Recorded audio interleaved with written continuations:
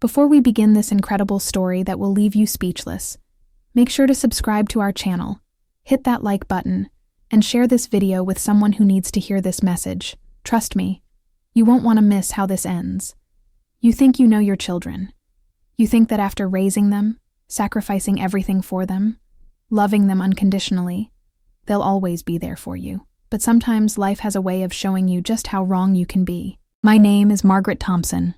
I'm 68 years old, and this is the story of how my own son broke my heart, and how I found the strength to do what I never thought I'd have to do. I've lived in the same 2-story colonial house in suburban Cleveland, Ohio, for 37 years. The white picket fence that my late husband David painted every spring still surrounds our property, though now it's chipped and weathered. The oak tree in the front yard has grown so tall that its branches scrape against the second-floor windows during windstorms. This house holds every memory of my life. David's laughter echoing from the kitchen, my children's first steps on the hardwood floors, birthday parties in the backyard, Christmas mornings by the fireplace. After David passed away from cancer 3 years ago, the house felt enormous and empty. The silence was deafening, but I stayed because this was our home, our sanctuary. I thought my children understood that. I thought they respected what this place meant to our family. My son Michael is 42 years old, married to a woman named Jennifer who works in real estate. They live in a sprawling McMansion about 20 minutes away in one of those gated communities where every house looks identical. Michael works in finance, something with investments that I never quite understood, but it pays well enough for their lifestyle. They have 2 children, Emma, who's 16, and Tyler, who's 13. Beautiful kids, though I barely see them anymore. Michael has always been ambitious, sometimes ruthlessly so. Even as a child, he had this way of calculating everything, of seeing opportunities where others saw relationships. David used to joke that Michael would probably try to negotiate his own allowance increase with a PowerPoint presentation. We thought it was cute then. We thought it showed intelligence and drive. My daughter Sarah, on the other hand, is 2 years younger than Michael and works as a nurse at Cleveland Clinic. She's always been the compassionate one, the one who calls every week, who remembers my birthday, who actually listens when I talk. Sarah never married, dedicating her life to caring for others. She lives in a modest apartment downtown and drives a 10-year-old Honda Civic that she maintains meticulously. The problems started about a year after David's funeral. Michael began dropping by more frequently, but not for the reasons a grieving son should visit his widowed mother. He'd walk through the house with this appraising look in his eyes, commenting on the potential of the property, suggesting that maybe it was too much house for me to handle alone. "Mom, this place is worth at least $400,000 in today's market," he said one particularly cold February afternoon, standing in my living room while snow fell outside the bay window. "Maybe even more if we did some renovations. You're sitting on a gold mine here." I was in my favorite armchair, the one David bought me for our 25th anniversary, knitting a scarf for Sarah. The needles clicked rhythmically as I tried to process what my son was really saying. "Michael, this isn't a gold mine. This is my home." "But it's not practical, Mom. You're alone in this big house. The maintenance costs must be killing you.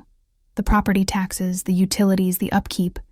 It doesn't make financial sense." Financial sense. That phrase became Michael's favorite way to dismiss any emotional attachment I had to anything. He'd use it to justify why I should sell David's classic car, why I should get rid of the family piano, why I should downsize my life to fit his vision of efficiency. Jennifer was even worse. She'd accompany Michael on these visits, her predatory eyes scanning every room like she was already mentally staging it for sale. She'd make comments about how outdated everything was, how much work the house needed, how I'd be so much happier in a nice senior living community. "Margaret," she said one day, her voice dripping with false sweetness, "I've been looking at some really lovely retirement homes. They have activities, meal plans, housekeeping services. Wouldn't that be nice?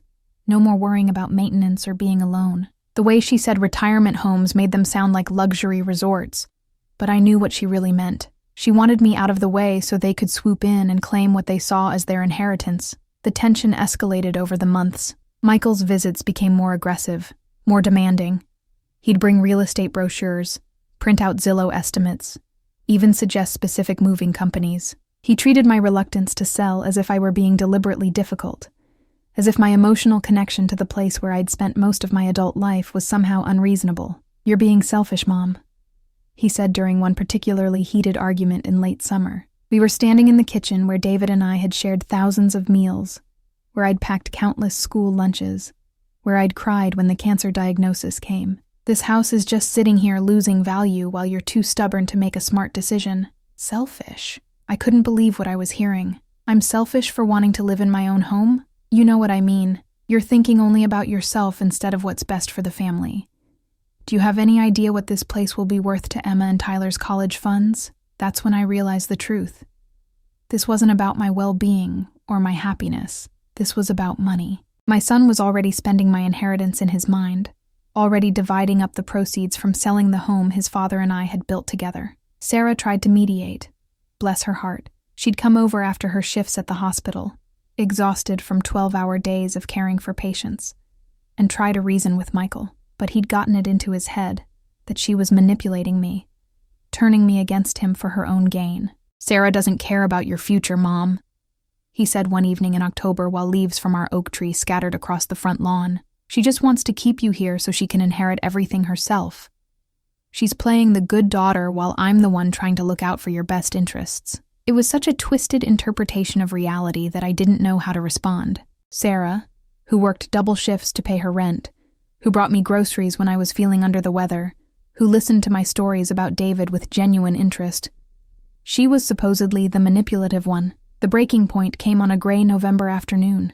I was in the living room, reading one of David's old books. He'd left dozens of them scattered throughout the house, bookmarks still in place where he'd stopped reading before the cancer took him. The doorbell rang, and I found Michael standing on my porch with Jennifer and a man I didn't recognize. Mom, this is Kevin Richardson from Richardson Realty, Michael said, pushing past me into the house without invitation. I've asked him to do a walkthrough and give us a proper evaluation. I stood there in shock as this stranger began walking through my home, taking notes, measuring rooms, and discussing square footage as if I weren't even there. Jennifer followed behind him, pointing out problem areas and suggesting improvements that could increase the sale price. Excuse me, I said, my voice shaking with anger and disbelief. I did not give anyone permission to evaluate my home. Mom, we're just gathering information, Michael said dismissively. Kevin is doing us a favor by coming out on short notice. The least you can do is be cooperative. Cooperative. As if I should be grateful that my son had brought a real estate agent into my home without my consent, treating me like I was no longer capable of making my own decisions. I want all of you to leave, I said quietly. Right now. Kevin Richardson, to his credit, looked uncomfortable and began gathering his things, but Michael's face flushed red with anger. Are you kidding me right now? He shouted. We're trying to help you. And this is how you react? You're being completely unreasonable. I'm being unreasonable? My voice rose to match his. You brought a stranger into my home without asking me. This is exactly what I'm talking about. Michael's voice echoed through the house that had once been filled with love and laughter. You're not thinking clearly anymore. You're making decisions based on emotion instead of logic. Jennifer stepped forward, her expression a mixture of frustration and calculated concern. Margaret, maybe you should consider that we're all just worried about you, living alone in this big house, making these kinds of irrational decisions. Maybe it's time to think about what David would have wanted. The mention of my husband's name in that context, used as a weapon to manipulate me, was the final straw. Don't you dare, I said, my voice low and dangerous. Don't you dare use David's memory to justify this. I'm calling Sarah, I announced, reaching for my phone. Of course you are, Michael sneered. Run to Sarah like you always do. She's got you wrapped around her finger and you can't even see it. That's when something inside me snapped. All the months of pressure, all the visits where my son treated me like an obstacle to his financial plans, all the disrespect and manipulation, it all came pouring out. Get out! I screamed, louder than I'd ever raised my voice in my life. Get out of my house right now! Michael's face contorted with rage. Fine. You want to be stubborn and stupid? You want to waste away in this old house like some pathetic hermit? Go ahead. But don't come crying to me when you can't handle it anymore. He stormed toward the door, then turned back one last time. And don't expect me to keep pretending I care about someone who obviously doesn't care about her own family. The front door slammed so hard that it rattled the windows. Jennifer followed without a word, her heels clicking angrily on the porch steps. Kevin Richardson had already made his escape to his car, probably wanting no part of the family drama he'd inadvertently witnessed. I stood in my living room, shaking with adrenaline and heartbreak, surrounded by the silence that had become too familiar since David's death. But this silence was different. This was the silence of abandonment, of bridges burned, of a relationship that might never be repaired. Sarah arrived an hour later, still in her hospital scrubs, her face flushed from rushing over after my tearful phone call. She found me sitting in David's old recliner, staring at the wall where our family photos hung. Pictures from happier times, when Michael smiled genuine smiles and looked at me with love instead of dollar signs. "Mom, what happened?" she asked, kneeling beside the chair and taking my hands in hers. I told her everything. The real estate agent, the ambush, Michael's cruel words, the terrible things he'd said about her. Sarah listened without interrupting, her expression growing more serious with each detail. "I'm so sorry, Mom," she said when I finished. "I had no idea he was planning something like this. I don't understand what happened to him," I whispered. "When did my son become someone I don't recognize?" Sarah was quiet for a long moment, then said, "Maybe he's always been this way, and we just didn't want to see it. Maybe Dad's death just removed the person who kept him in check." That possibility was almost too painful to consider. Had David been the only thing standing between me and Michael's true nature? Had my husband's presence been masking a side of our son that was always there, waiting? The weeks that followed were some of the loneliest of my life.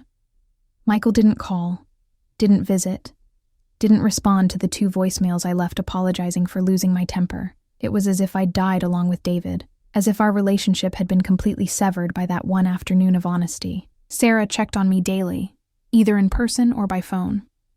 She brought groceries, helped with small repairs around the house, and listened when I needed to talk about David or wonder aloud what I'd done wrong as a mother.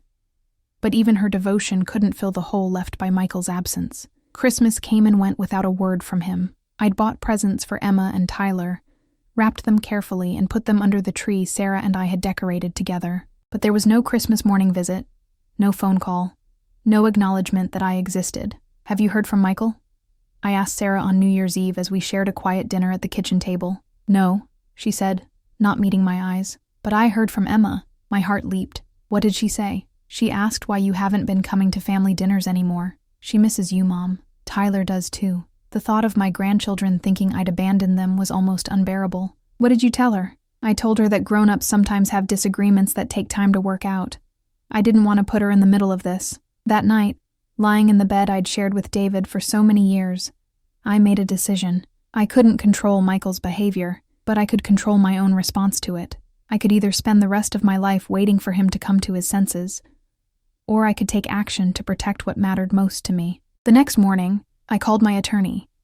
Harold Brennan had been David's lawyer and mine for over 20 years. He'd handled our wills, our mortgage refinancing, and various other legal matters with the kind of old-fashioned professionalism that's rare these days. His office was in a converted Victorian house downtown, with creaky wooden floors and law books lining every wall. "Margaret," he said, rising from behind his massive oak desk when his secretary showed me in. "It's good to see you. How are you holding up?" I sat in the familiar leather chair across from his desk and got straight to the point. "Harold, I need to make some changes to my will." He raised an eyebrow but didn't seem surprised. In his line of work, he'd probably seen every kind of family drama imaginable. "What kind of changes are we talking about?" I told him about Michael's behavior, about the pressure to sell the house, about the real estate agent and the terrible fight. Harold listened without judgment, taking notes on a yellow legal pad. "I want to ensure that this house stays in the family," I said. "But I want it to go to someone who will respect what it means, not someone who sees it as a commodity to be liquidated." "I understand," Harold said. "What specifically do you want to do?" "I want to leave the house to Sarah, along with enough money from David's life insurance to maintain it properly. I want to set up college funds for Emma and Tyler that Michael can't touch, and I want to leave Michael exactly what he's shown me our relationship is worth to him." Harold set down his pen and looked at me seriously. "Margaret, I need to ask, are you making this decision out of anger, or have you thought this through carefully?" It was a fair question, one I'd been asking myself for weeks. "Both," I said honestly. "I'm angry, yes, but I'm also being practical. Michael has shown me that he views me as an obstacle to his inheritance. He's shown me that he doesn't respect my wishes or my autonomy. Why should I reward that behavior? Over the next 2 hours, Harold and I worked through the details of my new will. Sarah would inherit the house and $200,000 to maintain it. Emma and Tyler would each receive $100,000 in trust funds for college, accessible when they turned 18.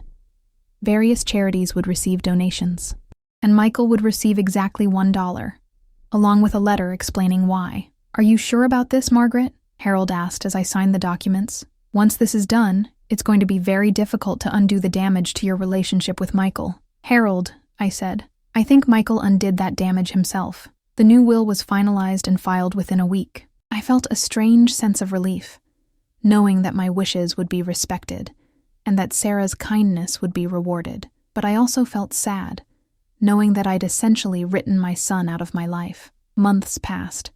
Spring arrived, bringing new growth to the garden David and I had planted together.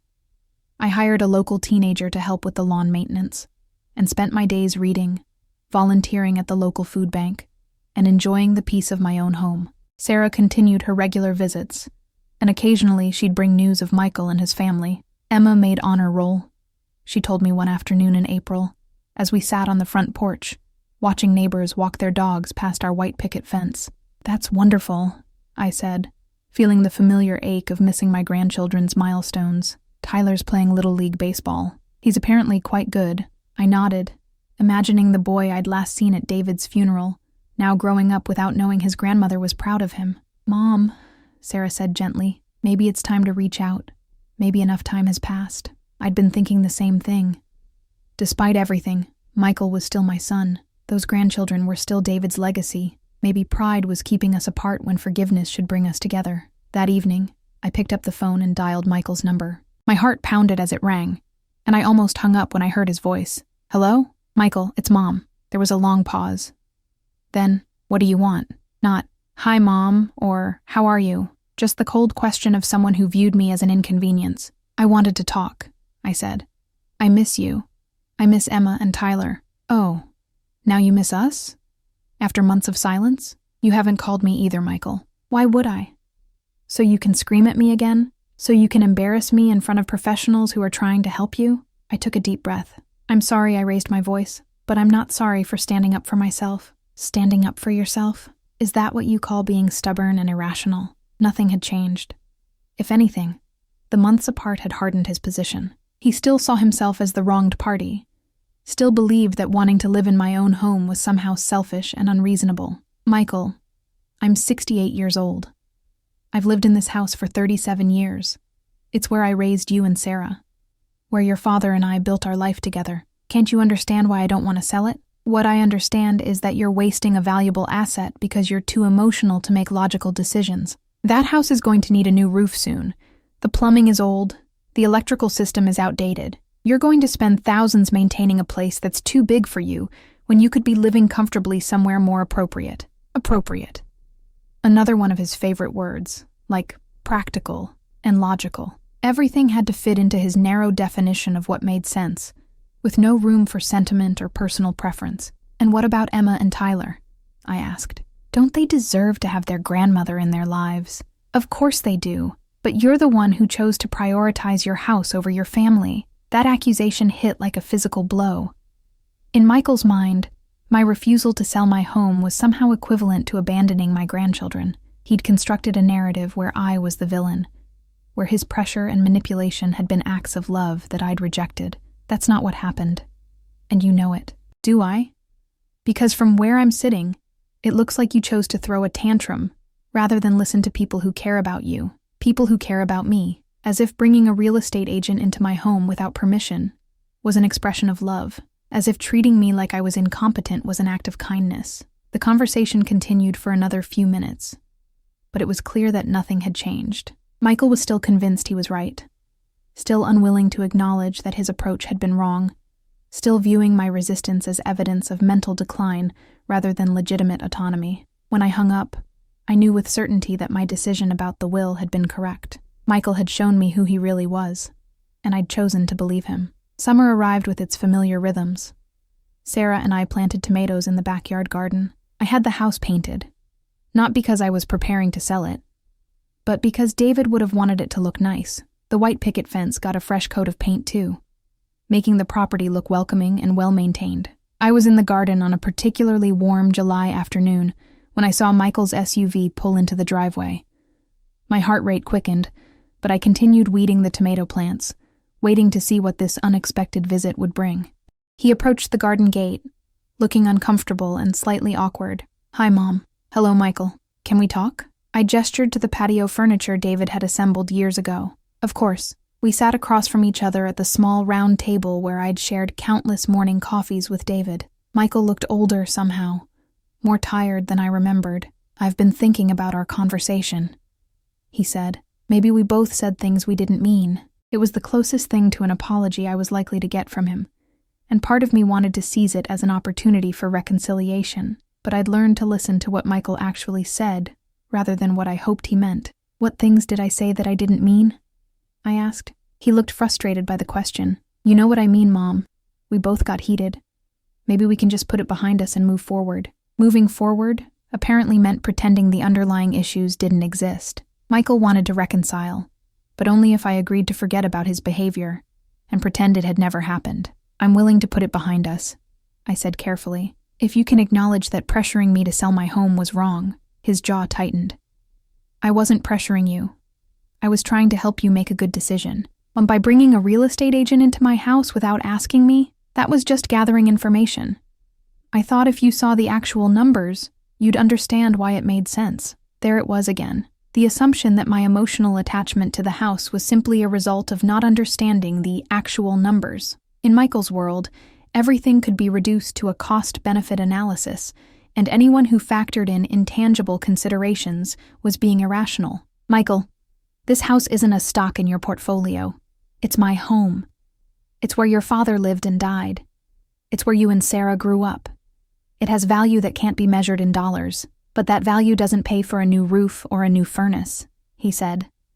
"It doesn't cover your living expenses if you can't maintain the place. Those are my concerns to manage, not yours. Not if you expect us to inherit the mess when you're gone." The mask slipped, revealing the truth that had been lurking beneath all of his concern for my well-being. This wasn't about my happiness or my quality of life. This was about protecting his inheritance from being diminished by maintenance costs and delayed liquidation. "I see," I said quietly. Something in my tone must have warned him that he'd revealed too much. "That's not what I meant. I'm worried about you, Mom. I want what's best for you, but it was too late." The truth was out, and we both knew it. "I think you should go," I said. "Mom, please, let's not do this again." "I'm not doing anything, Michael. I'm just asking you to leave my property." He stood up, frustration radiating from every line of his body. "Fine. But don't call me again unless you're ready to have a real conversation about your situation." My situation.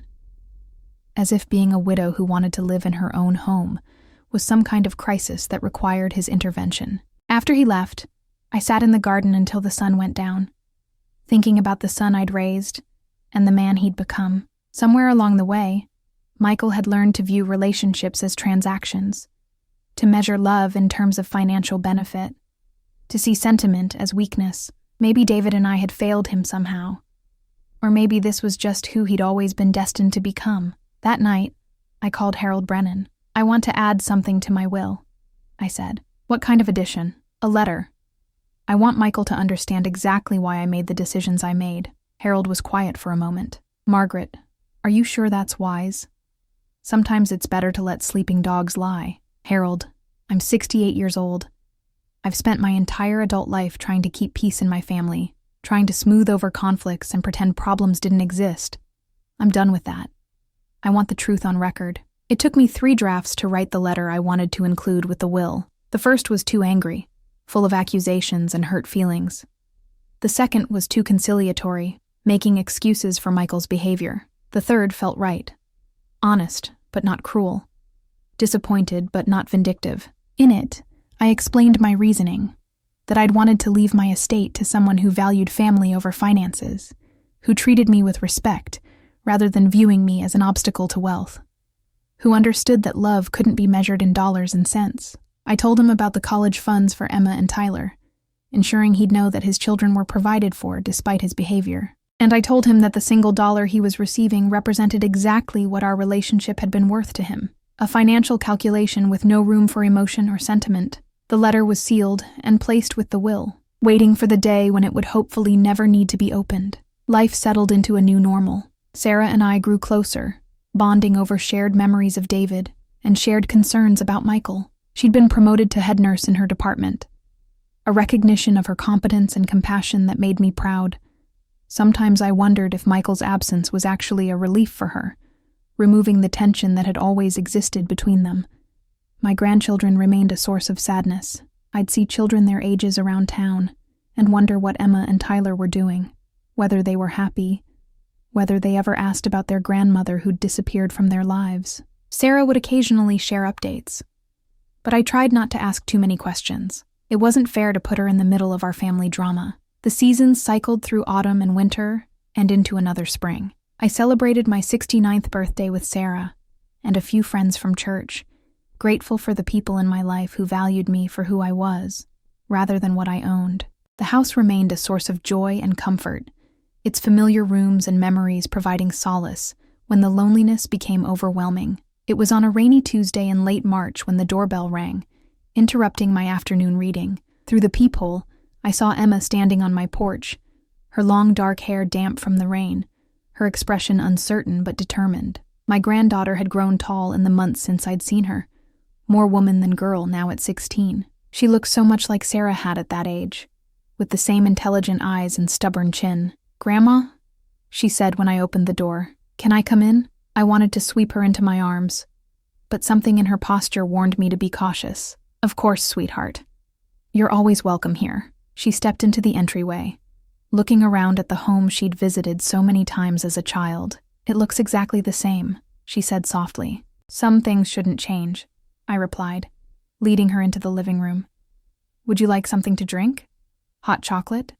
Tea? Hot chocolate would be nice." I bustled around the kitchen, giving myself time to process this unexpected visit while preparing the drink I'd made for her countless times before. When I returned to the living room, Emma was sitting in David's old chair, staring at the family photos on the wall. "I miss Grandpa," she said without preamble. "I miss him too, every day, and I miss you." The simple statement nearly broke my heart. "I miss you too, Emma, more than you know." She accepted the mug of hot chocolate and wrapped her hands around it, seeking warmth. "Why did you and Dad stop talking?" It was the question I'd been dreading and hoping for in equal measure. How do you explain to a 16-year-old that her father had treated me like a commodity rather than a person? How do you tell her that the man she loves and respects had shown me a side of himself that was cold and calculating? "Your father and I had a disagreement about some important things," I said carefully. "Sometimes adults can't find a way to resolve their differences. He says you chose your house over your family." The words stung, even coming from Emma's innocent mouth. "Is that what you think?" She was quiet for a long moment, staring into her hot chocolate. "I think Dad gets really focused on money sometimes. Mom does too. They talk about investments and property values and college expenses all the time. Sometimes it feels like they think everything can be solved with the right financial decision, out of the mouths of babes." This child had seen what I'd been struggling to articulate, that her parents viewed the world through a purely financial lens, unable to comprehend that some things had value beyond their monetary worth. "Your father loves you very much," I said.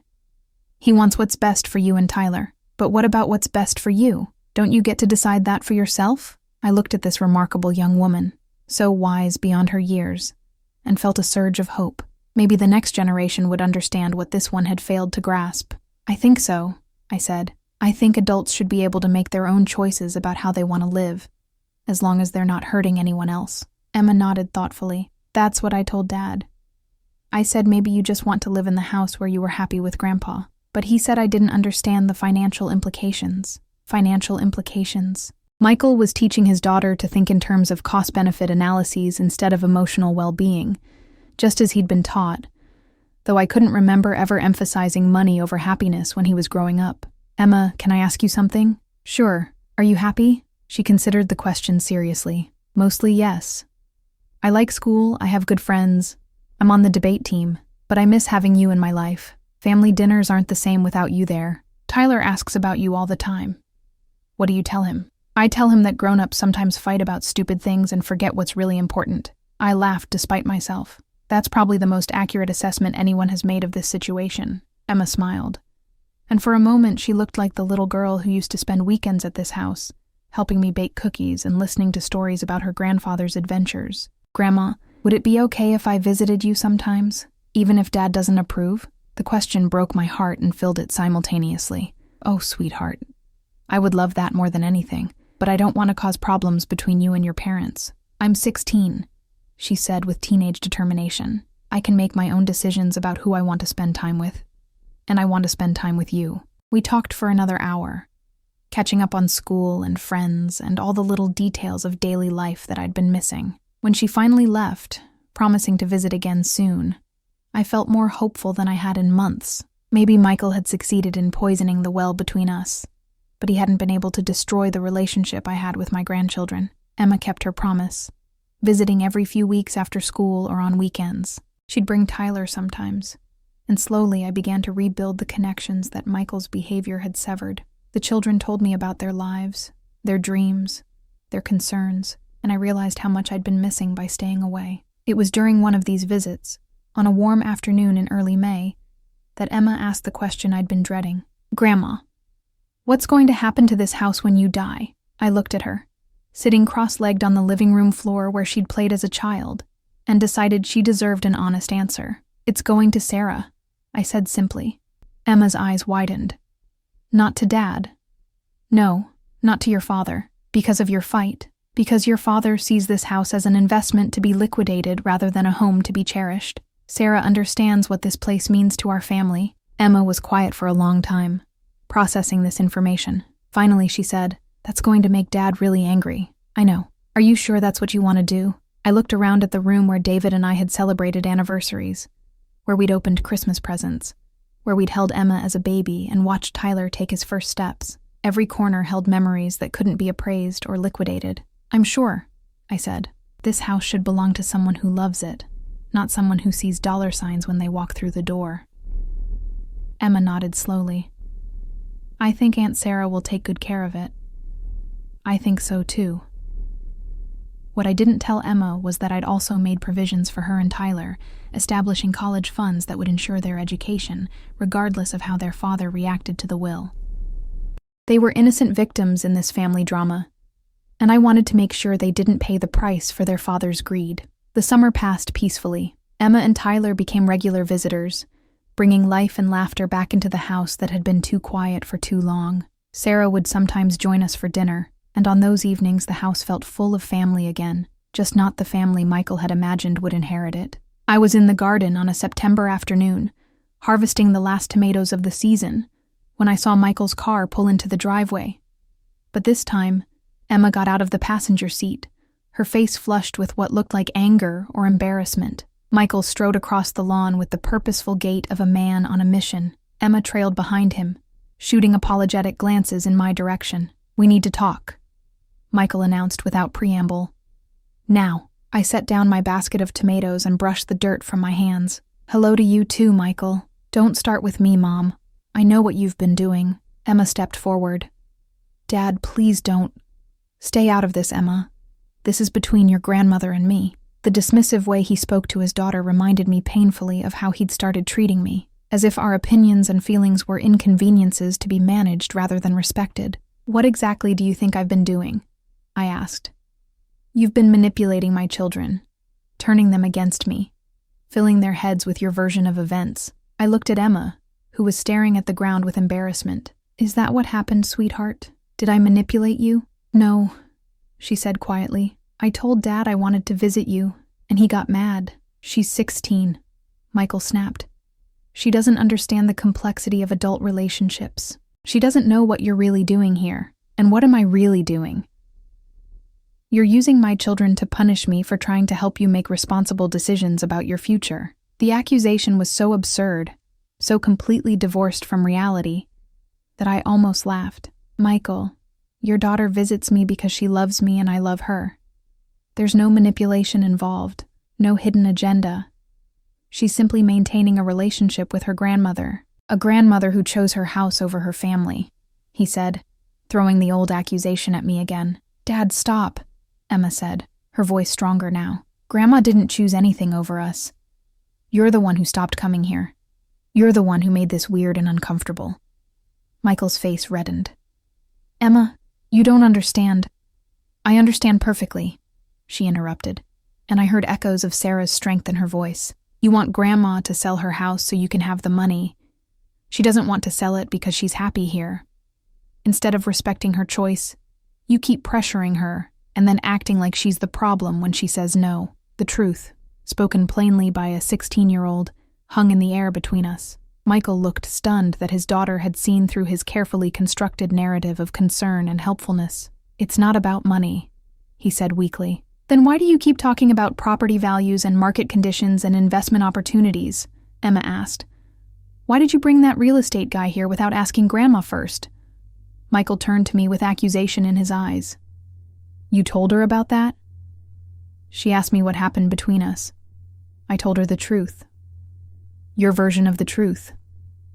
The only version that matters, since it's my house and my life we're discussing. "This is exactly what I'm talking about," Michael exploded. "You've poisoned her against me. You've made me look like the villain when I'm the only one trying to look out for your best interests." Emma stepped between us, her young face blazing with indignation. "Dad, nobody poisoned me against anybody. I have eyes.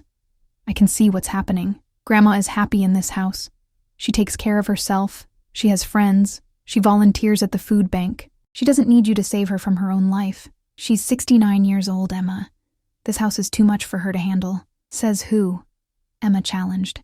"She seems to be handling it just fine." I watched this exchange with a mixture of pride in my granddaughter's courage and sadness at the dynamic between father and daughter. Michael was used to being the authority, the one whose financial expertise gave him the right to make decisions for others. Having his teenage daughter challenge that authority clearly frustrated him. "You know what?" Michael said, his voice taking on a dangerous edge. "I'm done with this. I'm done pretending that this is normal or healthy. I'm done enabling this stubborn, selfish behavior." "Michael," I said quietly, "please don't do this in front of Emma." "Do what? Tell the truth?" "She needs to hear this. You both need to understand that actions have consequences." He turned to face me directly, his expression harder than I'd ever seen it. "If you want to live in this house so badly, if you want to cut yourself off from family who care about you, then fine, do it. But don't expect me to keep pretending that everything is okay between us. Don't expect me to keep bringing the kids around to enable your delusions. They're not delusions, Michael. This is my home. I have the right to live here, and I have the right to protect my children from being drawn into this dysfunction." The word hit like a slap. Dysfunction. As if wanting to live in my own home was a mental illness. As if maintaining relationships with my grandchildren was somehow harmful to them. "What dysfunction?" I asked. "Emma visits her grandmother who loves her. We talk. We laugh. We share memories. Where's the dysfunction in that? The dysfunction is in you turning her against her father. The dysfunction is in you teaching her that sentiment matters more than practicality. The dysfunction is in you using her to validate your poor choices." Emma's face had gone white with anger. "Dad, stop it. You're being horrible. I'm being realistic." Michael shot back. "Something this family seems incapable of." "Michael," I said, my voice shaking with emotion, "if you want to cut me out of your life, that's your choice. But don't punish Emma and Tyler for my decisions. They don't deserve to lose their grandmother because you're angry with me. They deserve to be protected from manipulation and guilt trips," he replied. "They deserve to grow up understanding that family means supporting each other, not indulging each other's destructive behaviors." And what exactly is destructive about a widow living in her own home? It's destructive when that widow refuses all help and advice from people who love her. It's destructive when she prioritizes her attachment to a building over her relationships with living people. It's destructive when she teaches her grandchildren that emotion should override logic in important decisions. There it was. The fundamental difference between us laid bare. In Michael's world, logic and emotion were opposing forces, and logic should always win. In my world, some decisions couldn't be reduced to cost-benefit analyses because the most important things in life couldn't be quantified. "I'm not teaching Emma anything destructive," I said. "I'm showing her that adults have the right to make their own choices, even when other people disagree with those choices, even when those choices are stupid and wasteful and selfish." The cruelty in his voice was breathtaking. This was my son, the child I'd raised with love and patience, calling me stupid and wasteful and selfish because I wanted to live in my own home. "Michael," I said quietly, "I think you should leave now." "With pleasure," he snapped. "Emma, let's go." Emma looked at me with tears in her eyes. "I don't want to go." "You don't have a choice," Michael said. "You're my daughter, and I decide where you go and who you spend time with. I'm 16 years old. I can make my own decisions about visiting my grandmother." "Not anymore, you can't. Not when those visits are clearly having a negative influence on you. The only negative influence here is you," Emma shouted, her composure finally cracking. "You're the one being mean and cruel and unfair. Grandma never says bad things about you, even though you're being horrible to her." Michael grabbed Emma's arm. "We're leaving. Now. Let go of me." Emma pulled away from him, and for a moment I was afraid the situation might turn physical. "Emma," I said gently, "go with your father. We'll figure this out." "But Grandma," "It's okay, sweetheart. I love you.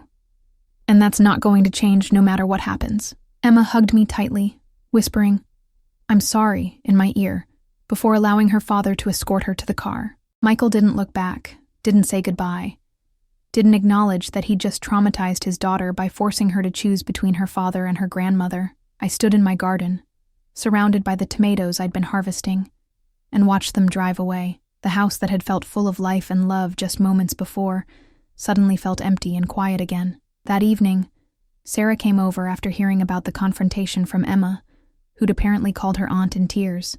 "I can't believe he did that in front of her," Sarah said, pacing around my living room like a caged animal. "She's devastated. She thinks it's her fault." "I should call her," I said. Michael took her phone. He's grounded her from everything.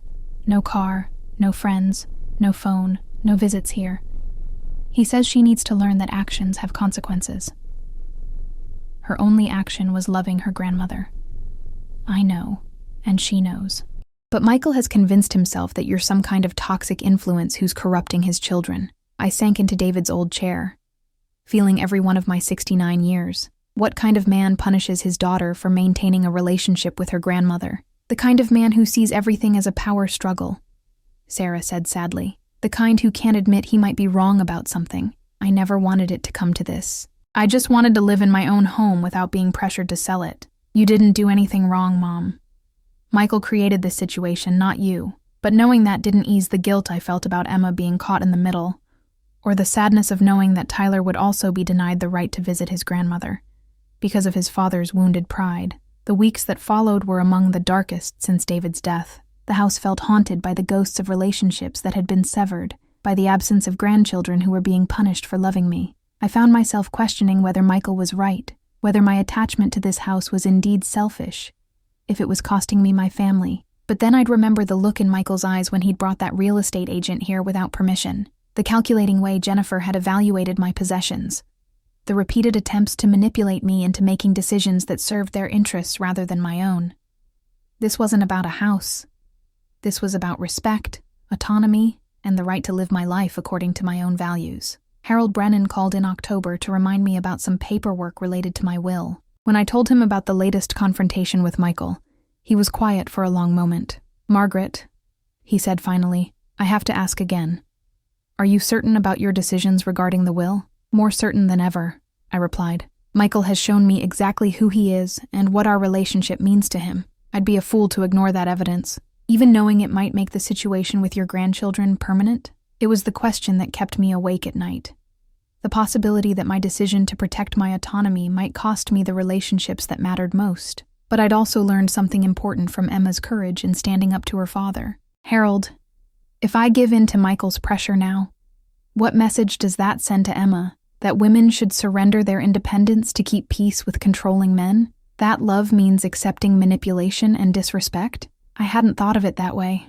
Emma needs to see that women can make their own choices and live with the consequences. She needs to understand that standing up for yourself sometimes requires courage, even when the cost is high. And if Michael never allows the children to see you again, then at least they'll know their grandmother was a woman who couldn't be bullied or bought, who valued principle over convenience.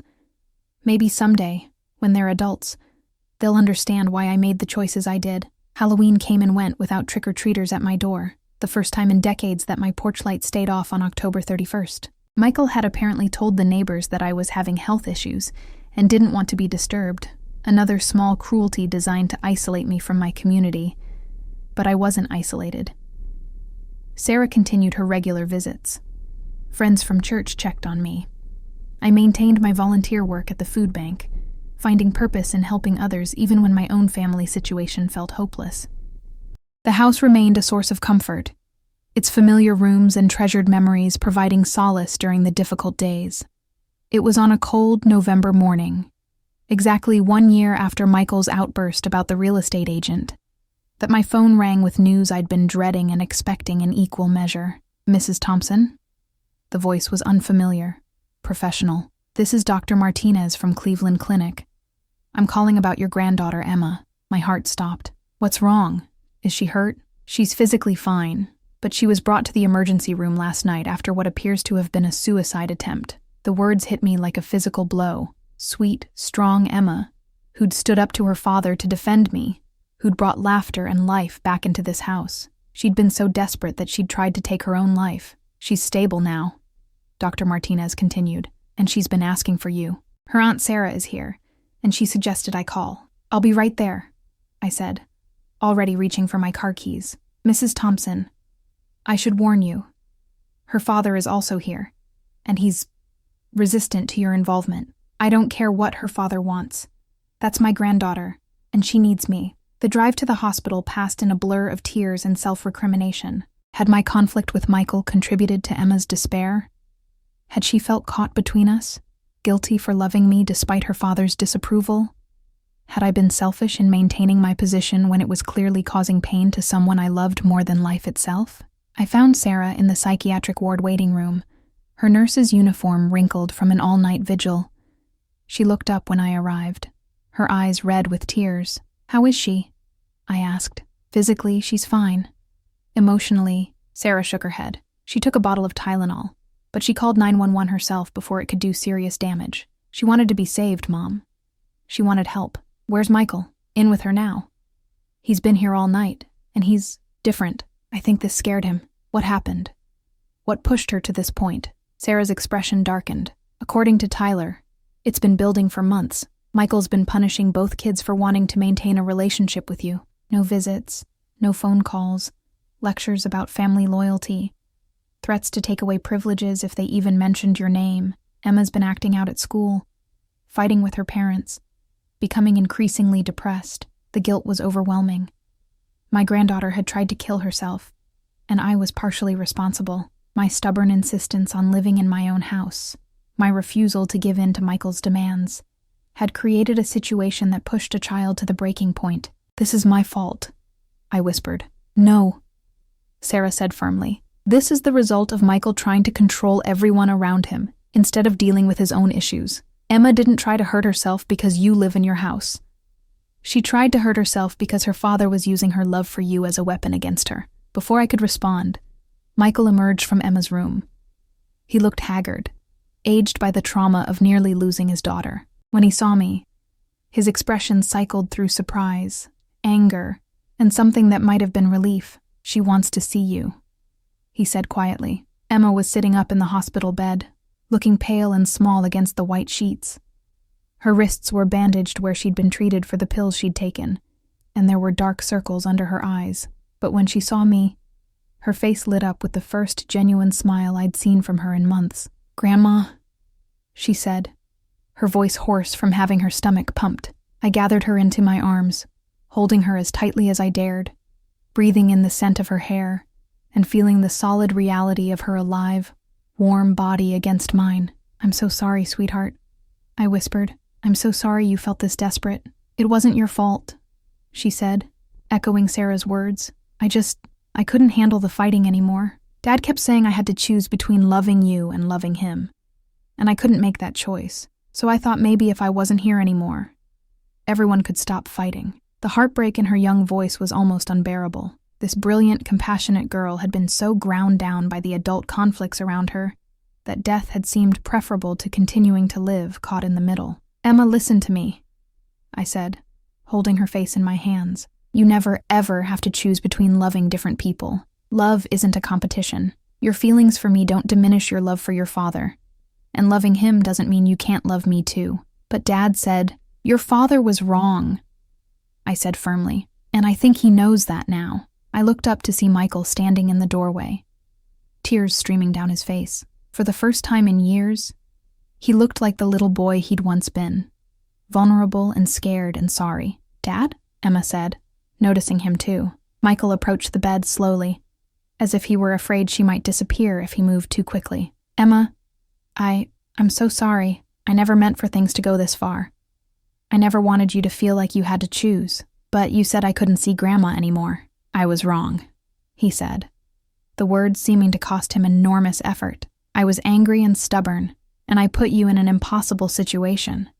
That was wrong of me." Emma looked between us with cautious hope. "Does this mean I can visit Grandma again?" Michael glanced at me, and for a moment we were just two parents who loved this child more than their own pride or grievances. "Yes," he said.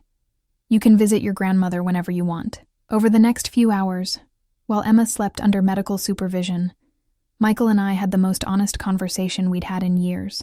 We talked in hushed voices in the hospital corridor, both of us shaken by how close we'd come to losing something irreplaceable. "I keep thinking about what could have happened," Michael said, staring at his hands. "If she hadn't called 911, if the paramedics hadn't gotten there in time, I could have lost my daughter because I was too proud to admit I was wrong." "You weren't entirely wrong," I said, surprising myself with the admission.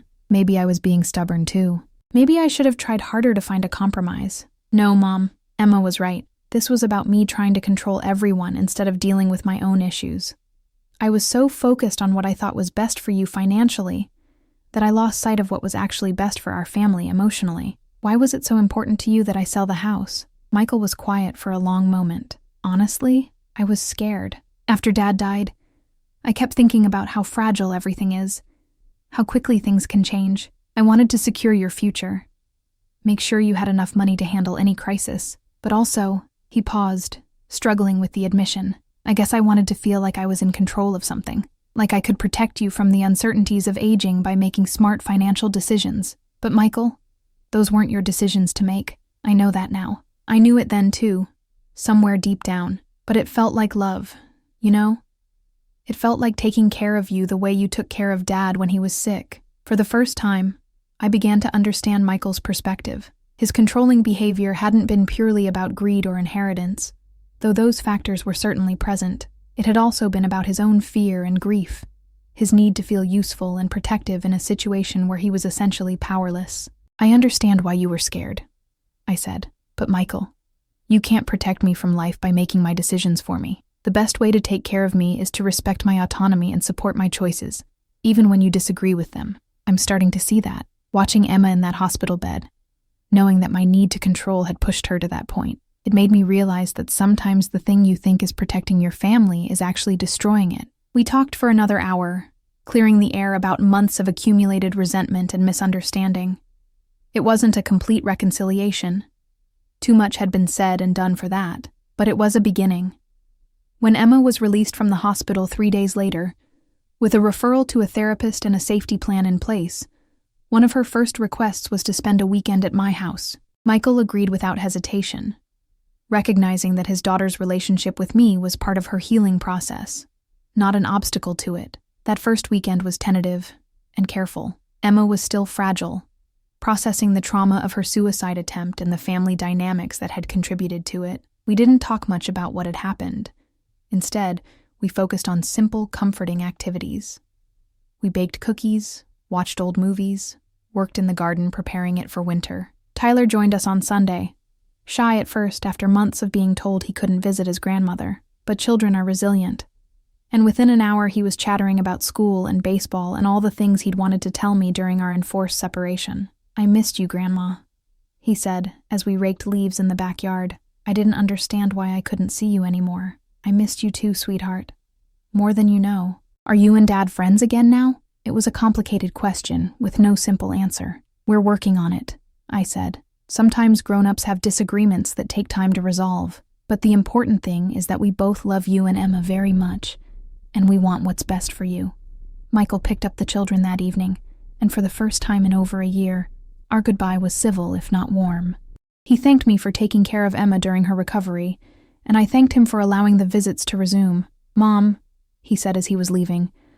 "I want you to know that I'm not going to pressure you about the house anymore.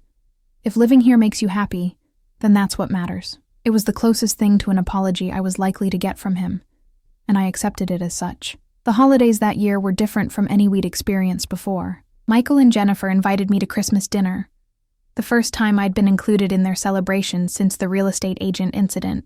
It was awkward at first, with everyone careful not to mention the recent crisis or the months of estrangement. But Emma and Tyler's joy at having their grandmother back gradually eased the tension. As I watched my family gathered around Michael's dining room table, I realized that while our relationships had been damaged by the conflict, they hadn't been destroyed. We'd all learned difficult lessons about respect, autonomy, and the difference between love and control. Most importantly, we'd learned that some things, like a granddaughter's life, were more important than our pride or our principles. Winter passed quietly. Emma continued her therapy and seemed to be finding her footing again, though she remained more serious and thoughtful than she'd been before her crisis. Tyler resumed his regular visits to my house, bringing his homework and his stories and his uncomplicated love. Sarah and I grew even closer, bonded by our shared vigil during Emma's hospitalization and our mutual commitment to supporting her recovery. Michael and I maintained a cordial but distant relationship.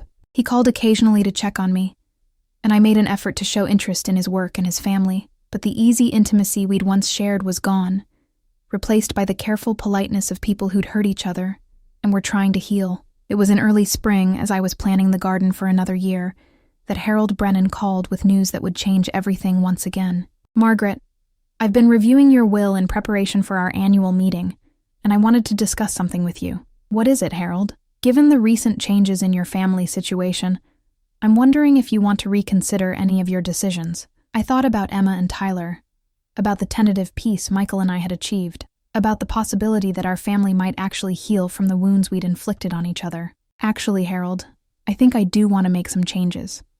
"What kind of changes?" "I want to revise the distribution of assets. I still want Sarah to inherit the house. That hasn't changed. But I want to establish a trust for Michael that he can't access until he's 55, with provisions that require him to complete family counseling and demonstrate that he understands why I made the decisions I did. That's quite specific. Michael needs to learn that inheritance isn't automatic, that it's something that should be earned through respect and understanding. But I also don't want to completely cut off my son. I want to give him the opportunity to grow and change. And if he doesn't meet the conditions, then the money goes to charity, and he gets exactly what his behavior has earned him. Nothing. Harold was quiet for a moment. "Margaret, this is quite a departure from your previous position. My granddaughter tried to kill herself because of the conflict in our family. That changed my perspective on a lot of things. I don't want my death to create more family drama. I want it to provide opportunities for healing and growth." We spent the next 2 hours revising the will, creating a document that reflected my new understanding of my family's needs and my own values. Sarah would still inherit the house, and enough money to maintain it. Emma and Tyler would still receive college funds. But Michael would have the chance to earn his inheritance by demonstrating that he'd learned to value relationships over money. The letter that would accompany the will was rewritten too, explaining my reasoning and expressing hope that my family would use my death as an opportunity to come together, rather than tear each other apart. As I signed the new documents, I felt a sense of peace that had been missing from the previous version. This will wasn't an act of punishment or revenge. It was an act of love, difficult love that required growth and understanding, but love nonetheless. The summer passed peacefully. Emma had turned 17 and was preparing for her senior year of high school. She'd grown stronger and more confident through her therapy, and while she still carried the scars of her crisis, she seemed to have found a new sense of purpose and self-worth. "I've been thinking about what I want to study in college," she told me one afternoon as we sat on the front porch, watching the neighbors walk their dogs past our white picket fence. "What are you considering? Psychology, maybe, or social work?" "I want to help other kids who feel caught between their parents' problems." I smiled at this remarkable young woman who'd turned her own trauma into a desire to help others. "I think you'd be wonderful at that." "Thanks, Grandma. And thank you for everything, for standing up for what you believed in, even when it was hard, for showing me that women can be strong and independent, for teaching me that love doesn't mean giving up who you are." Her words brought tears to my eyes. This was why I'd fought so hard to stay in this house, to maintain my autonomy, to resist the pressure to make decisions based on other people's expectations, not just for my own sake, but for Emma's, to show her that she didn't have to be diminished by the men in her life, that she could make her own choices and live with the consequences. Fall arrived with its familiar beauty. The oak tree in my front yard blazed with red and gold leaves that would soon cover the lawn David and I had maintained together for so many years. I was 70 years old now, and while I was still healthy and independent, I was increasingly aware of my own mortality. It was on a crisp October morning, exactly 2 years after Emma's hospitalization, that I woke up feeling different. Not sick, exactly, but tired in a way that sleep couldn't cure. I made my morning coffee and sat in David's chair, looking out at the garden we'd planted together, and I knew with quiet certainty that my time was running short. I called Sarah first, asking her to come over when she could. Then I called Harold Brennan, confirming that all my legal documents were in order. Finally, I called Michael. "Mom, is everything okay?" "Michael, I need you and the children to come over this afternoon. There's something I need to discuss with all of you. Are you feeling all right? You sound different." "I'm fine, sweetheart. I just need to see my family." They all arrived within an hour. Sarah from the hospital, Michael and Jennifer with Emma and Tyler. We gathered in the living room where so many family moments had played out over the decades, and I looked at each face, memorizing the details I wanted to carry with me wherever I was going. "I want you all to know how much I love you," I began. "Even during our difficulties, even when we've hurt each other, that love has never wavered." "Mom, you're scaring me," Sarah said. "What's wrong?" "Nothing's wrong, sweetheart. I'm just old, and I'm tired, and I want to make sure some things are said while I still have the chance to say them." I spent the next hour talking to each of them individually, sharing memories and expressing hopes for their futures. I told Michael that I was proud of the man he'd become, that I understood his motivations, even when I disagreed with his methods. I told Sarah how grateful I was for her unwavering support and compassion. I told Emma and Tyler how much joy they'd brought to my life, how proud I was of their courage and kindness. "Grandma," Emma said, "this sounds like you're saying goodbye." "In a way, I am. Not today, not tomorrow, but soon. And I want all of you to know that when that time comes, I'm ready. I've lived a full life. I've loved and been loved, and I'm at peace with the choices I've made." Michael looked stricken. "Mom, if this is about the house, about our fights, it's not about that, Michael. Those fights taught us all important lessons about respect and autonomy, and the difference between love and control. They made our family stronger, even though they were painful at the time. But I said such terrible things to you, and you've spent the last 2 years making amends for those things. You've supported Emma's recovery. You've respected my independence. You've shown me that people can grow and change. That's what matters now." We talked until evening, sharing stories and memories, laughing and crying and holding each other close. When they finally left, I felt a deep sense of completion, as if all the important things had been said and all the necessary forgiveness had been given and received. I lived for 3 more months after that gathering, spending my days in quiet contentment in the house that had been the center of my adult life. Sarah visited daily, sometimes bringing flowers from her garden or meals she'd prepared. Emma and Tyler came by after school, doing homework at the kitchen table where their father had once sat. Even Michael stopped by regularly, and slowly, carefully, we rebuilt the relationship that had been so damaged by our conflict over the house. On a snowy January morning, I didn't wake up.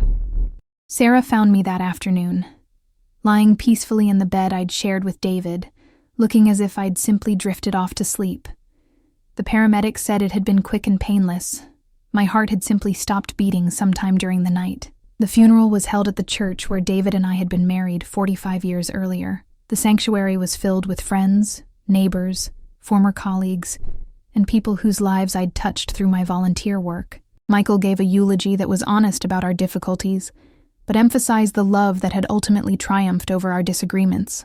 "My mother was a woman of principle," he said, his voice steady despite his tears. "She taught us that standing up for what you believe in sometimes requires courage, that love doesn't mean surrendering your autonomy, and that respect is the foundation of all healthy relationships. She also taught us that people can change, that families can heal, and that it's never too late to choose love over pride." Emma spoke too, her young voice strong and clear as she told the congregation about a grandmother who'd shown her that women could be independent and strong, that love came in many forms, and that sometimes the most loving thing you can do is refuse to compromise your principles.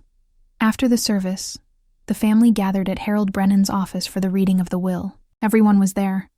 Sarah, Michael, Jennifer, Emma, Tyler, and several close friends I'd named as witnesses. Harold read through the document with his usual professional demeanor, explaining the various bequests and provisions. Sarah would inherit the house and $200,000 for maintenance. Emma and Tyler would receive their college funds. Various charities would benefit from smaller donations.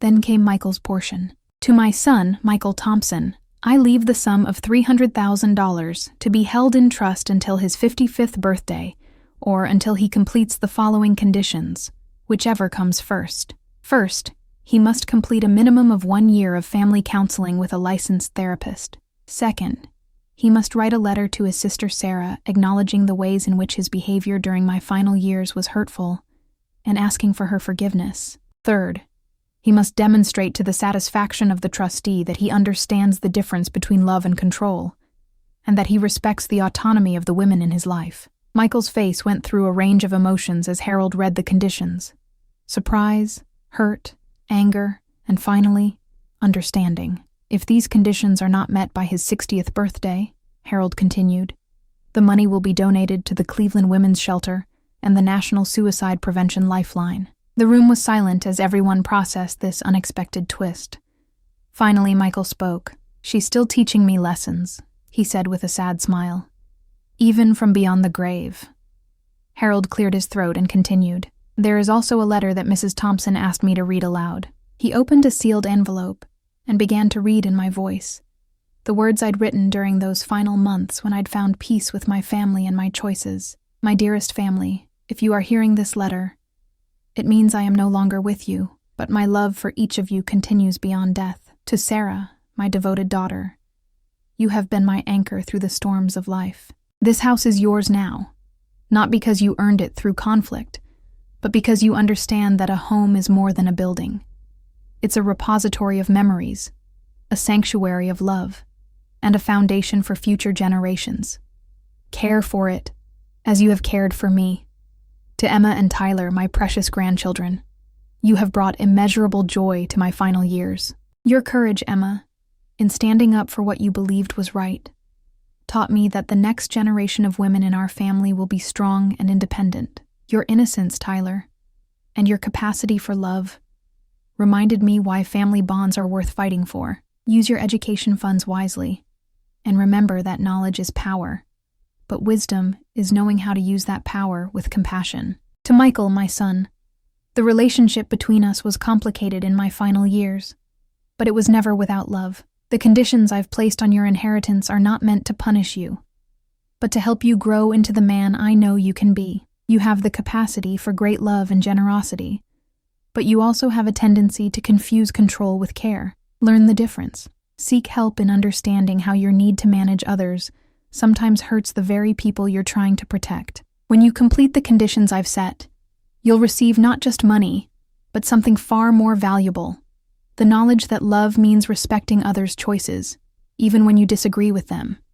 You'll understand that sometimes the most loving thing you can do is step back and allow the people you care about to make their own mistakes and find their own way. I chose to stay in this house not to spite you, but to maintain my independence and dignity in my final years. I chose to resist your pressure not because I didn't value your opinion, but because I needed you to value mine. Every decision I made was an act of love. Love for myself, love for this family, and love for the principles that guided me through 7 decades of life. I am at peace now, surrounded by the memories of a life well lived. David and I raised you both in this house, and now Sarah will carry on that tradition of love and hospitality. Emma and Tyler will always have a place to visit their family history, to understand their roots, and to feel connected to the generations that came before them. Do not mourn my passing with regret or anger. Celebrate instead a life lived on my own terms.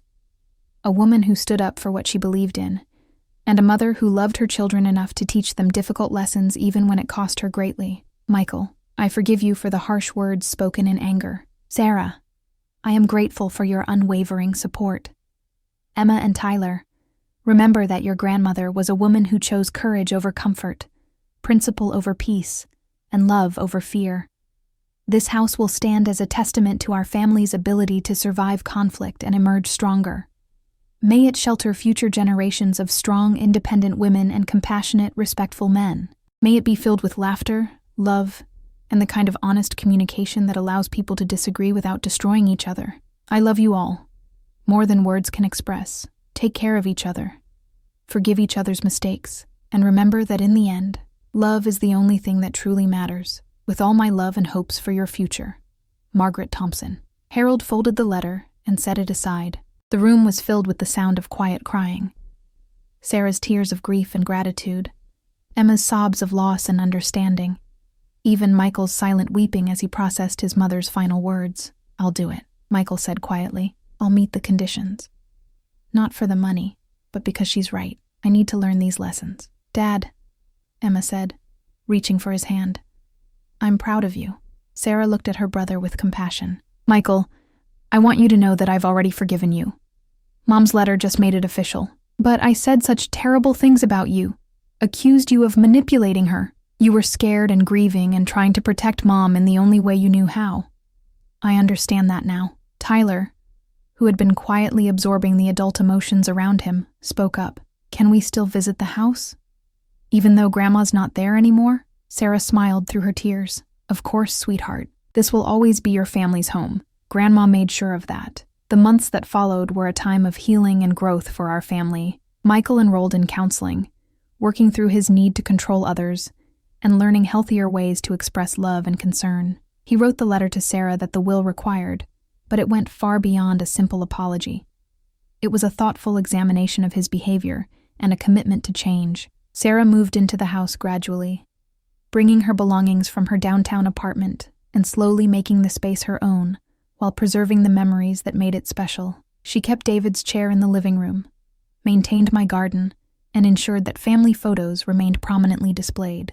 Emma thrived in her senior year, her experience with our family's crisis having given her maturity and perspective beyond her years. She was accepted to Ohio State University with plans to study social work, inspired by her own journey through family conflict and mental health challenges. Tyler adjusted to his grandmother's absence with the resilience of youth, but he cherished his visits to the house where Sarah would tell him stories about my life and help him understand his family's history. Michael completed his counseling within 8 months, demonstrating not just compliance with the will's requirements, but genuine personal growth. His relationship with Jennifer improved as he learned to express his concerns without trying to control her decisions.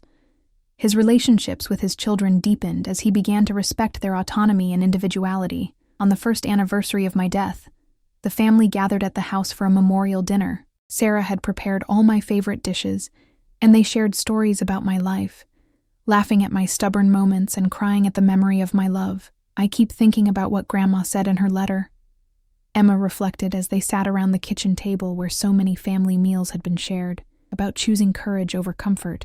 I think that's what she did her whole life. But especially at the end, she taught us all about dignity," Michael added, "about the importance of standing up for yourself even when it's difficult.